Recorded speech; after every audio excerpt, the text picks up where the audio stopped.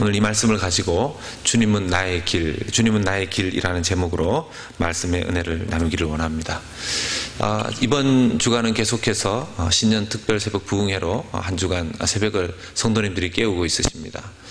하나님 앞에 기도하면서 그 시간들을 보내는 성도들의 모습이 참 귀하고 복되다는 생각이 드는데요. 특별히 사랑하는 자녀들이 나와서 하나님 앞에 예배하는 모습을 볼 때, 그 새벽에 나와서 예배하는 모습을 볼 때 참 귀하다, 이런 생각들이 듭니다. 여러분, 어떻게 새벽에 자녀들이 나와서 하나님의 말씀을 잘 들으면 평생을 잘 기억하겠죠? 예. 평생을 그 말씀을 잘 기억하면 좋겠는데, 말씀을 잘 기억하는 학생들까지는 제가 아직까지 그렇게 많이는 보지 못했고요.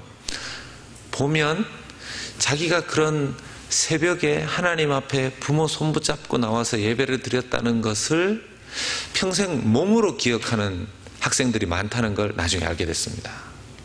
잊지 못하더라고요.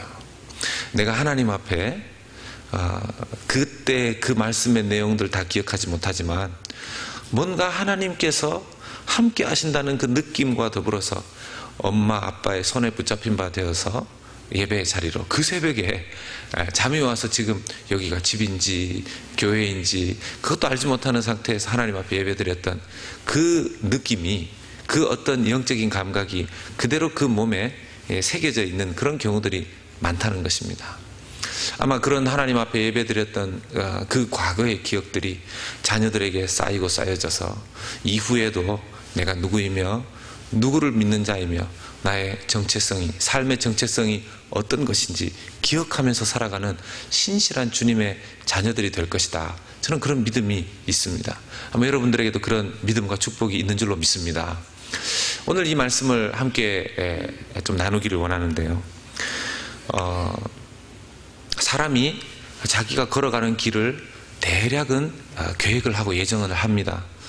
여러분들 아시겠지만 여름방학, 겨울방학, 한국에서 여름방학, 겨울방학 보내셨던 분들은 방학이 되면 꼭 하시는 일이 있습니다. 이 큰 연습장이나 도화지를 꺼내놓고 동그랗게 원을 그린 다음에 그걸 시간별로 이렇게 선을 그어서 정리를 해서 언제 일어나고 언제 밥을 먹고 언제 책을 보고 언제 놀러 가고 이런 것들을 생활계획표를 다 이렇게 작성을 합니다. 보통의 경우에 방학이 시작될 때 그 생활계획표를 작성하는데, 문제는 계획표 따로, 자기 살아가는 것 따로 그렇게 시간을 보내는 사람들이 많더라는 것이죠. 제가 어떻게 잘 아냐 하면 제가 그렇게 살았거든요. 거의 지켜지지 않더라는 것입니다. 제가 그걸 그려놓고도 나중에 보면 누가 이걸 계획표를 작성했냐 할 정도로 그렇게 따라 살지 않더라는 것입니다. 인생의 한 아이의 여름방학조차 겨울방학조차 그렇게 안 되는데, 사람들이 자기의 인생의 길을 계획하고 그 길대로 걸어가는 사람들이 거의 없더라는 것입니다. 혹시 지금까지 내가 계획하고 예정하던 대로 나는 살아와서 이 자리에 앉아있다, 이런 분이 계시면 정말 그분은 특별하고 놀라운 분이라고 할 수 있습니다. 거의 예수님 수준이라고 할 수 있을 것입니다. 그래서 심지어 많은 청년들 그리고 어른들을 보면요, 학교에 들어가서도 전공을 많이 바꾸기도 하고요, 또 그리고 학교를 졸업해서 직장 생활을 하면서도 그 직장을 많이 바꾸는 것도 보게 됩니다. 왜 제가 이 말씀을 드리냐 하면, 우리의 삶에 일어나는 많은 일들을 우리가 헤아릴 수 없는데 그렇기 때문에 우리는 어떤 두려움과 근심이 많은 것도 사실입니다. 예수님과 함께 있었던 제자들, 그 예수님과 함께 있었던 제자들에게는 당연히 하나님의 아들이시고 하나님 본체이신 예수님과 함께 있었기 때문에 그런 두려움이 없었어야 함에도 불구하고 그들에게도 일반적으로 사람들이 가지고 있었던 그런 두려움들이 있었다는 것을 보게 됩니다. 그래서 예수님께서는 곧바로 14장 1절의 말씀에 이렇게 이야기를 하는데요. 너희는 마음에 근심하지 말라. 하나님을 믿으니 또 나를 믿어라. 이 말씀을 하시게 된 이유는 내가 어떤 시간이 되면 너희들을 떠날 것이다 하고 예언을 하셨기 때문에 그렇습니다. 두렵죠. 그래도 예수님과 함께 3년 정도를 지냈던 제자들을, 예수님과 함께 우여곡절을 보냈지만 예수님과 함께 있기 때문에 많은 문제들이 해결되고 기적들을 봐왔는데 어느 날 이제 곧 내가 너희들을 떠날 것이다, 이렇게 예언하시는 예수님의 말씀을 듣고 굉장히 두려워졌던 것 같습니다. 예수님이 안 계시면 어떻게 되지? 예수님을 따라 지금까지 왔었던 많은 마음의 동기와 목적들은 물론 다 달랐습니다. 어떤 사람들은 예수님을 끝까지 따르다 보면 이분이 이스라엘의 유대인의 왕이 될 것이고 자기가 나중에 어떤 한 자리 정도는 최소한 차지할 것이다, 이런 생각들을 했을 텐데요. 3년 공들여서 이 예수님을 졸졸 따라다니며 한솥밥을 먹었는데 이제 어디론가 가시겠다고 하니까 과연 나는 어떻게 될 것인가, 우리는 어떻게 되는 것인가, 이런 고민들이 그에게 없었을 리가 없습니다. 그러면서 주님께서 하시는 말씀이 내 아버지 집에 거할 곳이 많도다. 그렇지 않으면 너희에게 일렀으리라. 내가 너희를 위하여 거처를 예비하러 가노라. 이렇게 말씀을 하십니다. 우리가 한번 생각해 볼 때 정말 하나님께서 함께 하시지 않는다면 내 삶에 어떤 일이 일어날까? 내 삶에 하나님께서 그래도 보호하시기 때문에 지금까지 이 정도의 차원에서 하나님의 은혜 가운데 살 수 있었는데 하나님의 그런 보호하심이 내 삶을 떠나버리게 된다면, 내 삶에 하나님이 나를 지지하시던 그 지지대가 없어져 버리게 된다면 내 삶이 어떻게 될까? 그런 생각들을 한 번씩은 해볼 수 있습니다. 실제로 그런 일을 경험하는 경우도 있습니다. 하나님이 계신다면 과연 내게 이런 일이 일어날 수 있는가? 올해로서 딱 25살 정도가 되는 앤서니 해밀턴이라는 여자 그 자매가 있었습니다. 본인이 13살이었던 2003년도 때 아주 서핑을 아주 좋아했었던, 그 파도 타기를 좋아했었던 그런 자매였었는데, 자기 친구와 함께 친구 아빠가 자기들을 데리고 그 서핑을 좋아하는 아이들을 데리고서 서핑을 갔다가 갑자기 상어의 공격을 받았습니다. 그래서 왼팔을 잃었어요. 왼팔을 잃었습니다. 여러분, 이 파도를 타는 이런 일들은 밸런스가 굉장히 중요하기 때문에 한쪽 팔이 없다는 것은 밸런스를 유지하기가 엄청나게 어려워지는 것이죠. 이 아이는 이미 13살 때였었지만 주니어 대회나 이런 데 나가서 파도 타기 상을 받았던 그런 여학생이었습니다. 그런데 어느 날 한쪽 팔을 그렇게 상어의 공격에 의해서 잃어버리니까 당연히 다시 한번 나중에 상처가 아물고 나서 파도를 타기 위해서 서핑보드에 자기 몸을 올라가 봤지만 계속 번번이 실패하고 넘어질 수밖에 없는 거죠. 파도에 계속해서 곤두박질 치는 그 부모님들이 다 예수 믿는 부모님들이었고, 이 해밀턴 양도 정말 예수님을 잘 믿는 그런 소녀였습니다. 교회에 가서 많은 사람들이 위로하고 격려해 주었지만 자기가 너무 좋아했고 자기가 너무 즐거워했었던, 나중에 자기는 파도 타기 선수가 되어서 하나님께 영광을 올려드리고 싶어 했던 그런 이 소녀의 마음에는 엄청난 충격과 낙심이 임할 수밖에 없었던 것이죠. 어느 날 그 소녀가 밤에 기도합니다. 하나님 정말 계십니까? 하나님 정말 나와 함께 하셨다면 어떻게 이런 일이 내게 있을 수 있습니까? 하면서 울면서 그 아이가 울음을 참으며 엄마 아빠에게는 괜찮다고, 자기는 괜찮다고 그렇게 이야기를 했지만 본인은 밤마다 울음을 끄끄 삼키면서 그런 기도하는 시간을 보냈던 것입니다. 인생에 마치 하나님께서 나와 함께 하시지 않는 것 같은 그런 상황이 맞닥뜨려지면 이 제자들이 하나님 앞에 예수님께 이야기했었던 두려움과 근심, 누구도 없을 사람이 잘 없을 것입니다. 우리는 하나님을 믿고 있다고 하지만 이런 근심, 걱정에 사로잡히는 것 지금도 많이 있습니다. 제가 이제 캘리포니아에 살다가 왔는데 텍사스에 와 보니까 두려운 것이 토네이도 같은 것이죠. 토네이도. 그리고 뭐 작년에는 4월 달에 이 도로가 아이싱이 돼서 그때 또 미끄러워서 눈을 제가 평상시에 캘리포니아에 있을 때는 보고 싶었는데 여기 오니까 별로 사실 안 보고 싶습니다. 교회에 오는데 지장이 있을까봐. 제가 교회 담임 목사가 되고 보니까 제 마음에 딴 거보다도 성도님들이 오고 가는데 불편한 일이 안 생겼으면 좋겠다, 이런 생각들이, 그런 기도가 제게 늘 많은 걸 제가 보게 됩니다. 캘리포니아에서 가장 두려운 건 지진입니다. 지진. 저도 한 몇 번을 경험했었는데요. 처음 저희 가족들이 어디에 외출했다가 돌아오니까 집에 있는 뭐 이렇게 진열장이나 이런 것들이 좀 쓰러져 있었어요. 그래서 저는 직감적으로 도둑이 왔다 갔구나, 그런 생각을 했는데, 가만히 생각해 보면 저희 집에 뭘 가지고 갈 게 아무것도 없는 겁니다. 그래서 도둑이 왔다 갔을 리는 없고, 그래서 그 가족들과 좀 치우게 하고 난 다음에 제가 교회 사무실로 가보니까 그 사이에 살짝 지진이 왔다 간 겁니다. 세지도 않았습니다. 살짝 흔들었는데 집안에 있는 것들이 다 이렇게 뭐 조금씩 흐트러져 있고, 나중에 그 작년 중순쯤인가요? 제가 이쪽 텍사스로 오기 전에 그거보다 조금 더 센 게 있었습니다. 그때는 온 교회 성도들도 단 한 번 난리가 났었던 적이 있었습니다. 여러분들, 제가 그 역사 기록 속에서 볼 때는 캘리포니아 안에서 큰 지진들이 있어서 인명피해도 난 적이 있고 재산피해도 상당히 많이 난 적이 있었는데요. 캘리포니아가 제일 두려워하는 말 중에 하나가 뭐냐면 빅원이 온다는 겁니다. 빅원이.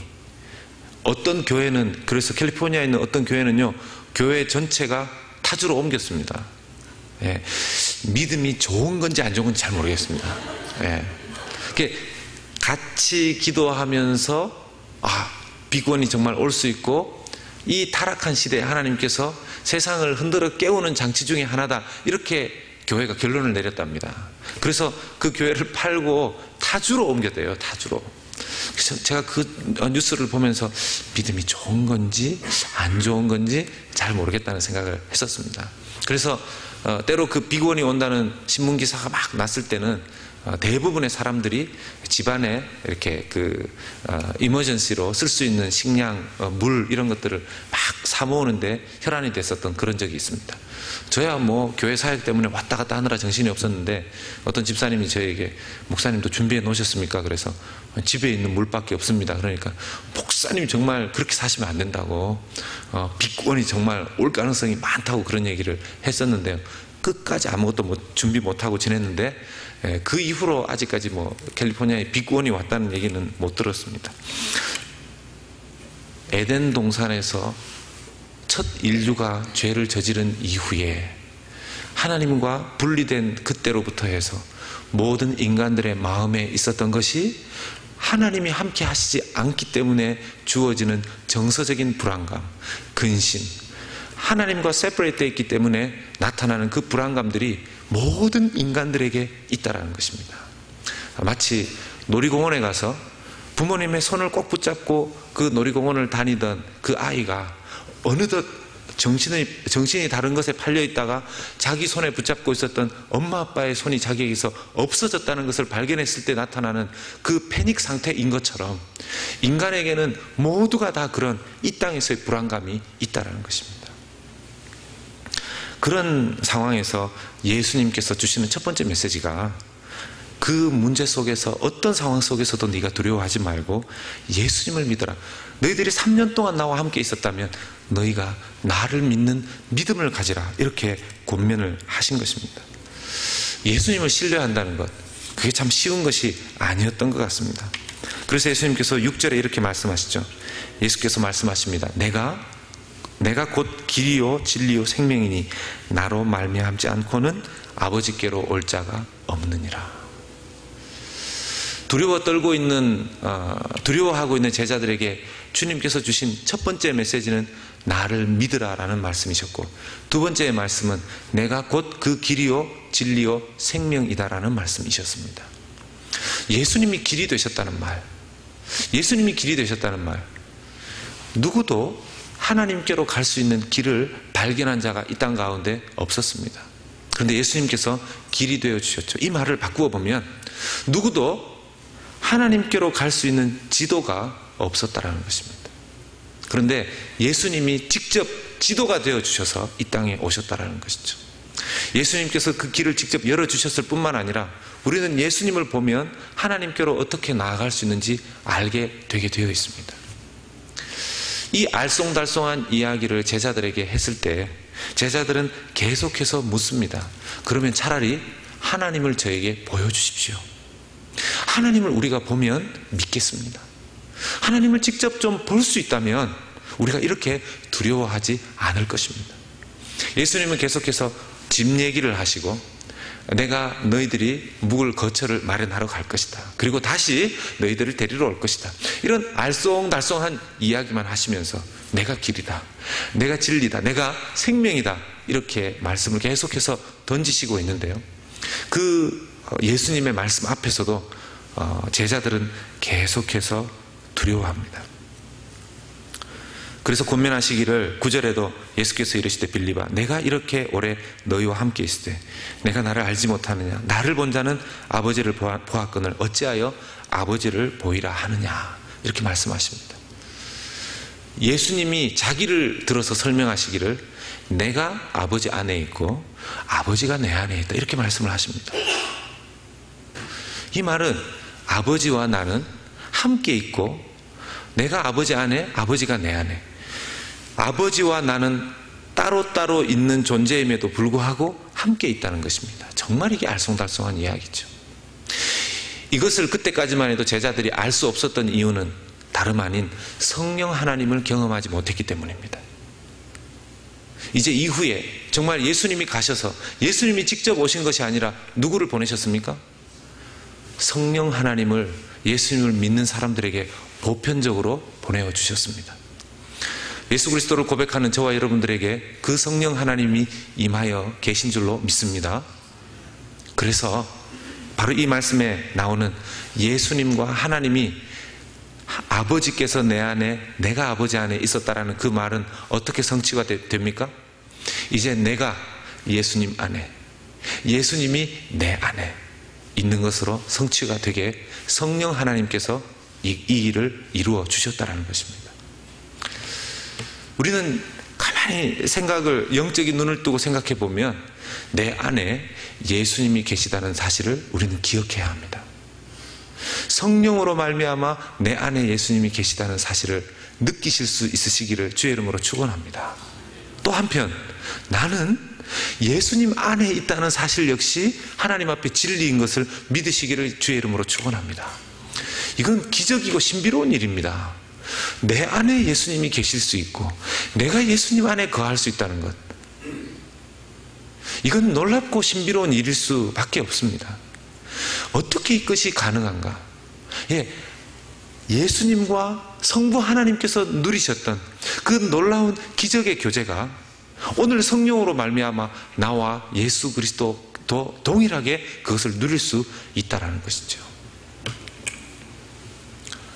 우리 주님께서는 그와 같이 우리를 이 땅에 그냥 버려두지 아니하셨다고 했습니다. 때때로 눈에 보이지 않는 하나님, 느낄 수 없는 예수님이기 때문에 그 외로움 속에 놓일 때가 있습니다. 제가 특세 기간 동안에 그 고난에 대한 메시지를 드리면서 고립에 대한 말씀을 드린 적이 있습니다. 고립에 대한. 하나님의 길을 잘 따라감에도 불구하고 고립의 상황에 놓여질 때가 성도들에게는 있다라는 것입니다. 그런데 그 고립의 상황은 주님의 길을 갈 때 경험할 수 있지만 스스로가 고립시키면 안 된다라는 것입니다. 이것도 굉장히 중요합니다. 왜 우리가 스스로 고립될 수 없는 존재이냐 하면 우리는 하나님과 늘 영적으로 교통하는 사람들이기 때문에 우리가 우리 스스로를 고립시킬 수 없습니다. 왜냐? 예수님은 내 안에 계실 뿐만 아니라, 나는 예수님 안에 계실 뿐만 아니라 예수님은 수많은 믿음의 사람들 안에 거하시고 그 수많은 믿음의 사람들 역시 예수 그리스도 안에 거하기 때문에 그렇습니다. 그렇다면 우리가 우리 스스로 벽을 쌓고 스스로 고립되는 상황에 들어가면 안 된다라는 것이죠. 믿는 믿음의 사람들 가운데에서 철저히 다른 사람들과 장벽을 만드는 경우가 있는 것을 보게 됩니다. 그런 분들의 특징이 뭐죠? 투명하지 않다는 것입니다. 무슨 생각을 하는지 도무지 알 수가 없다는 거예요. 요즘은 그런 얘기 안 하는데 이전에 소련, 구러시아죠. 저한테도 아직까지 소련이라는 단어가 남아 있습니다. 옛날에 소련 그러면 무서웠던 게 KGB 아닙니까? 그리고 러시아의 궁이 크레물린 궁입니다. 사람들 보고서 그 사람의 속을 도무지 알 수 없는 사람을 보고 크레물린 같다 이런 얘기를 했습니다. 그 크레물린 안에서 어떤 일이 정치적으로 이루어지는지 아무도 알 수 없었기 때문이라고 그래요. 믿음의 사람은 그러면 안 됩니다. 아프면 아프다라고 이야기를 해야 되고요. 힘들면 힘들다라고 이야기를 해야 됩니다. 기도의 제목이 내게 나 혼자 해결할 수 없는 기도의 제목이 있다면 쉐어하고 나누어야 합니다. 구역 모임을 함에도 불구하고 어떤 분들은 구역 모임에 가서 거기에 나오는 성경 구절 대답하는 것 yes or no 그거 몇 가지만 딱 대답하시고 집사님 어떻게 지내셨습니까? 잘 지냈습니다. 집사님 이 질문에 대해서 어떻게 생각하십니까? 좋은 질문이라고 생각합니다. 구역 강사 입장에서는 정말 미치고 펄짝 뛸 일입니다. 도무지 자기 소개 얘기를 안 하는 거예요. 여러분, 예수 믿는 사람들은 물론 그렇다고 해서 남들에게 지나치게 너무 많은 것을 오픈해서 그 사람이 감당할 수 없을 정도의 프라이빗한 것들을 나누는 것은 곤란합니다. 그러나 지혜로운 차원 안에서 투명한 그런 삶의 모습을 가져야 되는 것, 이 그리스도인에게 있어야 되는 부분입니다. 도무지 저 사람이 무슨 생각을 하는지 알 수가 없다. 누군가가 만약 저나 여러분들에게 그런 이야기를 하신다면 자기를 돌아봐야 되실 겁니다. 권사님 도대체 무슨 생각하세요? 하도 요즘은 그런 대화나 교제가 없으니까요. 아예 묻지도 않습니다. 집사님 요즘 어떻게 생각하세요? 이렇게 묻는 사람도 잘 없습니다. 목회자들조차도 그래요. 집사님 요즘 신앙생활 좀 어떠세요? 좀 영적으로 요즘 고민이 어떤 게 있으세요? 이런 질문도 목회자들이 잘 안 한다는 겁니다. 아니, 그럴 걸 왜 이렇게 모입니까? 목사가 말씀 연구해서 설교하고 그거 듣고 아 그렇구나 그리고 악수하고 집으로 돌아가고 이것이 성도 간의 교제가 아닙니다. 이것이 하나님께서 교회로 모아놓은 뜻이 아닙니다. 서로의 아픔을 이야기하고 어려움을 이야기하고 기도의 제목들을 이야기하고 다른 사람을 향한 걱정과 근심거리들을 놓고 함께 기도하는 것, 그것이 교회입니다. 왜 그렇습니까? 내가 주님 안에, 주님이 내 안에 있다라면 모든 성도들도 다 주님 안에 있는 것이고 주님 안에 모든 성도들이 있기 때문에 우리가 주님 안에서 함께 공유하면서 지내야 되는, 마치 한 사람 한 사람에게 이렇게 벽이 있는 벽장에 가둔 것처럼 그런 이렇게 집들을 덮어놓았다면 그 집을 이렇게 거두어내야 하는, 그 벽들을 하나씩 둘씩 뽑아내는 것이 그리스도인의 삶의 모습이라는 것이죠. 혹시 벽을 너무 많이 쳐놓은 분이 계시다면 하나님 앞에 기도하시면서 그 벽들을 좀 내려보시기를 바랍니다. 그 벽들을 쌓아 올리는 이유 중에 하나는 상처받기 싫어하시는 분들 때문에 그런 경우도 있어요. 사람들과 만나보면 자꾸 이렇게 부대끼면서 상처가 나니까 아예 이렇게 벽을 쌓아 올리시죠. 그런데 저는 이 벽을 내려서 다른 사람들과 만나서 교제를 해보면요, 그 사람도 똑같은 상처, 비슷한 상처를 가지고 있다는 사실을 발견하게 됩니다. 당신과 내가 그런 상처를 함께 가지고 있었다는 사실을 발견하게 되는 거죠. 이런 상처를 잘 알지 못하는 상황에서 결혼하면요, 그래서 때로는 결혼하기 전에는 하나님 앞에서, 요즘 어떤 신랑 신부 서로 만나게 하는, 제가 그 결혼 정보 사이트 이렇게 보니까 신체 검사서 이렇게 신체 검사를 한 그런 것들도 다 그 결혼 정보 회사에 제출하게 되어 있더라고요. 여러분, 신체가 건강한 거 중요하죠. 근데 그만큼 그 이상으로 중요한 게 뭐겠습니까? 정신적으로 건강한 것입니다. 우리 그리스도인에게 있어서는 영적으로 건강한 것입니다. 하나님 앞에서 영적으로 건강하지 않은 두 사람이 만나지 않습니까? 그러면 그 가정이 엉망이 됩니다. 서로 영적으로 하나님 앞에서 마음과 뜻을 모으기 전까지는 그 가정의 어려움은 좀처럼 줄어들지가 않습니다. 지금처럼 과학 문명이 발달되어 있고 물질, 어떤 돈만 있으면 모든 것이 해결된다고 하지만 행복을 돈으로 살 수 있습니까? 사랑을 돈으로 살 수 있습니까? 서로 그 아름다운 그 교제를 돈으로 살 수 있습니까? 과학이 해결할 수 있습니까? 절대로 불가능합니다. 절대로 불가능합니다. 여러분, 기가 막힌 하나 얘기를 하나 들려드릴까요? 500명 정도의 사람들을 모아놓고 설문조사를 했습니다. 당신이 지금 하나님께서 딱 한 가지 소원을 들어달라고 하면 어떤 소원을 들어주면 가장 행복하시겠습니까? 그 500명에 모여든 그 크리스찬들 중에서는요, 몸이 아프신 분도 계셨고 재정적으로 어려우신 분들도 계셨고 영적으로 힘든 분들도 계셨고 여러 케이스들이 계셨습니다. 설문조사에 결론이 나오기를 건강하면 행복하겠습니다라는 그런 이야기들이 많이 나올 줄 알았는데 아니었습니다. 생각보다 아니었어요. 물론 건강이 중요한 것은 사실입니다. 그러나 가장 많은 퍼센테이지가 나온 게 무엇이었냐 하면 자기가 하나님과의 깊고 친밀한 그 관계를 이 세상에서 누리는 것이 첫 번째 소원입니다. 이렇게 고백을 했어요.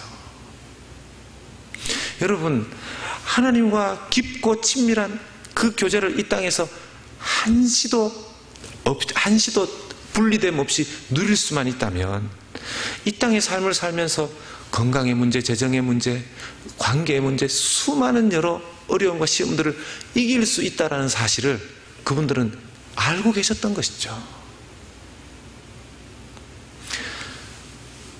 주님께서 그것들을 아시고 그 제자들에게 내가 이후로 성령을 너희에게, 성령 하나님을 너희에게 보내주어야 한다라는 말씀을 계속 함에도 불구하고 제자들은 잘 이해하지 못했습니다. 그래서 끝까지 권면하시기를 내가 아버지 안에 거하고 아버지께서 내 안에 계심을 믿어라.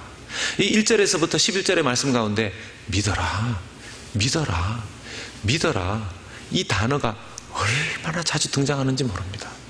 그만큼 제자들도 못 믿었다는 겁니다. 제자들도 3년을 예수님과 함께 지냈던 제자들도 못 믿는데 어떻게 우리처럼 예수님을 직접 안 보는 사람들이, 보지 못하는 사람들이 믿기가 쉽겠습니까? 그런데 주님께서 우리가 예수님을 믿을 때 보내주신 그 성령으로 말미암아 우리는 계속해서 그 믿음을 가지면서 신앙생활을 할 수 있게 되었다라는 것이죠. 할렐루야. 이것을 기뻐하는 저와 여러분들 되시기를 바랍니다. 문제는 하나님이 내 안에 계신다는 것을 느끼지 못할 때 우리가 할 수 있는 것이 뭐겠습니까? 기도가 있을 것이고요, 말씀을 묵상하는 것이 있을 것이고요, 또 하나 제가 여러분들에게 권면드리고 싶은 것은 찬송입니다. 찬송. 여러분, 어떤 분들은 기도할 때는 기도만 해야 된다고 생각합니다. 우리는 참 이렇게 한 길만 가요. 한 길만. 그런데요, 원래 찬송은 여러분 구약 성경의 시편 같은 경우에는 다 찬송입니다. 그게 다 찬송입니다. 그리고 구약의 성도들은 그 시편 찬송을 부를 때 손을 들고 불렀습니다. 손을 들고 불렀습니다. 오늘날 어떤 때 저도 가끔씩 그렇게 하고 어떤 성도님도 그렇게 하지만 손 들고 찬양합시다, 손 들고 기도합시다 그러면 어떤 분들이 그 목사님 왜 자꾸 손을 들게 합니까? 그러는데 그게 제가 만들어내거나 부흥사들이 뭐 어떻게 하려고 하는 게 아니고요, 구약 시대 때부터 손 들고 찬송을 하는 그런 예배의 습관들이 있었다라는 것입니다. 그런 상황 속에서 예수님께서 우리에게 권면하시는 우리 속에 그 성령의 충만함을 누릴 수 있는 방법 중에 기도, 말씀, 또 그 중에 한 가지가 찬송인데 저는 이 말씀 드리면서 좀 마무리하고 싶습니다. 주님께서 우리 안에 계신 것들을 더 잘 누릴 수 있는 방법의 기도와 말씀, 그리고 특별히 그 찬송, 하나님을 찬송할 수 있는 것. 저는 좀 이 보통 경우에 이 새벽기도, 일반 새벽기도를 하시게 되면, 새벽기도가 시작되면 찬송가를 한 장 꼭 부르시지 않습니까? 그게 예배의 하나의 순서이기 때문에만 부르는 것은 아닙니다. 기도 이전에 찬송을 하나님 앞에 드리면서 마음을 집중하고 이미 그 찬송 자체가 자기의 시작 기도가 되는 것입니다. 그리고 우리가 참 때로는 하나님이 잘 느껴지지 않을 때 하나님 앞에 찬송을 불러드리는 것. 개인에게도 하나님께서 주시는 찬송이 있습니다. 개인에게도 하나님 주신 찬송이 있습니다. 그 인생의 시즌에 제가 자주 말씀드리는데 그 사람의 개인의 인생에 주시는 찬송이 있는데 그 찬송을 찾으시길 바랍니다. 보통 이렇게 같이 모이셔서 기도하는 자리에서 기도하고 찬송하고 이렇게 하기가 조금 다른 분들에게 방해가 될 수 있기 때문에, 그래서 여러분, 기도는요 다른 사람들에게 방해가 되지 않는, 그리고 쫓기지 않는 시간에 기도를 해야 됩니다. 여러분, 하나님을 만나는데 어떤 분들은 짜투리 시간을 내서 하나님을 만나시는 분들이 있어요. 옛날에 연애할 때 그렇게 안 하셨지 않습니까? 누군가가 정말 귀중한 사람을 만날 때 짜투리 시간을 내서 만나는 게 아니라 그분을 만나는 게 그날 하루의 중심에 들어가게 되어 있습니다. 하나님을 만날 때 하나님과의 만나는 그 시간이 자꾸 무엇인가에 밀리도록 그렇게 시간을 배정하지 않는 것이 우리의 신앙생활에 굉장히 중요한 원리가 되는 것입니다. 그래서 어떤 분들이 새벽 시간을 따로 내는 것이죠. 새벽에 기도에 못 나오시는 분들, 집이 멀거나 이런 분들, 어떤 분들은 새벽에 여기 꼭 나와야지만 은혜를 받는다고 생각하시는 분들이 계신데 하나님이 여기만 계시는 게 아니지 않습니까? 새벽에 아니면 다른 사람들에게 방해되지 않는 그 시간에 아침 시간을 따로 떼서 일어나셔서 그때 기도하는 것 중요한데요, 그때 가급적이면 찬송을 부르시면서 기도를 시작하시기를 바랍니다. 그리고 기도하시면서도 하나님께서 내게 주시는 어떤 찬송이 생각나면, 그 찬양이 생각나면 그 찬양을 주님 앞에 불러 올리는 것도 굉장히 중요한 것입니다.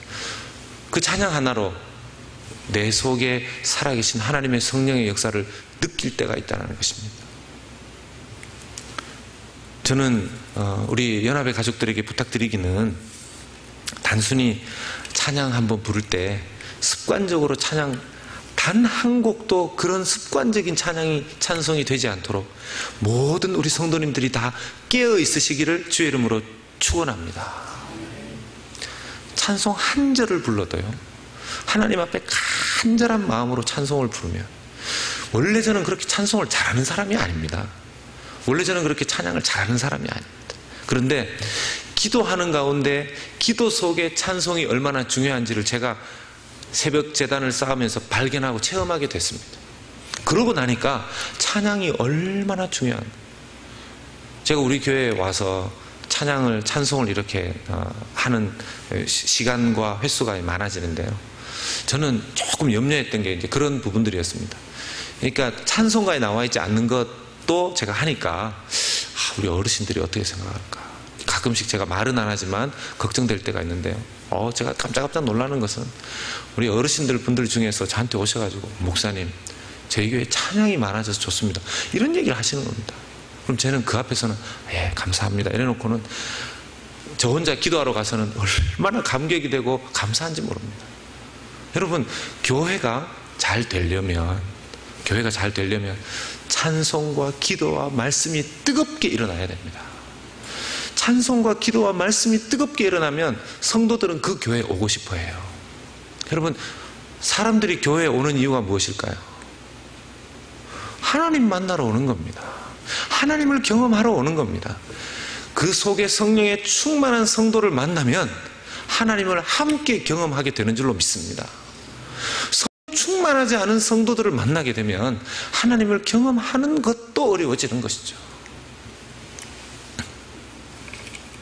만약 평안하고 평탄할 때만, 하나님이 내 삶에 좋은 것들만 주실 때만 하나님을 느낄 수 있었다면, 아까 말씀드렸던 이 해밀턴 양 같은 경우에 13살의 나이에 왼쪽 팔이 떨어져 나가고 그의 인생 그 소녀의 꿈도 인생도 허물어졌을 수도 있습니다. 그런데 그가 기도하며 찬양하며 다른 사람들의 중보 기도를 받으면서 다시 파도를 타기 시작했습니다. 그리고 그 한쪽 팔밖에 없는 그 팔을 이용해서 다시 선수가 되기를 도전하고 나중에는 선수권에 조금씩 들어가게 돼서 상도 다시 받을 수 있는 수준까지 올라갔습니다. 2005년에 이 자매가 책을 썼습니다. 소울 서퍼라고. 여러분 영화로도 만들어졌는데 보신 적이 있으시고 아마 들어보신 적이 있으실 겁니다. 아마 못 보신 분은 한번 가족들하고 한번 보시면 참 좋을 거라고 생각이 듭니다. 제가 그 영화가 만들어지는 초기에 그 영화를 만드는 그 과정에 함께 했었던 그 제작진이나 캘리포니아에 있는 세들백 교회가 이 영화가 만들어질 때 제작비의 많은 부분들을 서포트했었습니다. 기독교 영화입니다, 사실. 거기에 나오는 이 주인공 자매가 좀 많은 곳을 다니면서 자기가 포기할 수 있었던 상황에서 어떻게 하나님께서 나를 도와주셨는가 하는 부분들을 간증도 하고 다닙니다. 영화는 2011년에 만들어졌는데요. 자기 또 21살에 되었을 때는 큰 대회에서 이제 직접 상도 받고 그렇게 했었습니다. 여러분, 누구라도 좌절할 수 있는 그런 상황에서 하나님이 자기와 함께 하시기 때문에 다시 일어설 수 있는 그 이유, 오직 주님께서 우리의 길과 진리와 생명이 되어주셨기 때문입니다. 우리의 삶의 지도, 무엇을 따라가시겠습니까? 우리의 삶의 팩트, 사실, 무엇을 의지하시겠습니까? 내 삶에 있어서 가장 기뻐하는 것, 생명처럼 여기는 것, 무엇을 의지하시겠습니까? 예수님이 우리의 삶의 길, 지도가 되어주시고, 예수님이 우리의 삶의 유일한 팩트가 되어주시고, 예수님께서 내 삶의 가장 중요한 생명 같은 이유가 되어주신다는 사실을 믿고 주님과 함께 늘 날마다 동행하는 저와 여러분들 되시기를 주 예수님의 이름으로 축원합니다. 같이 기도하겠습니다.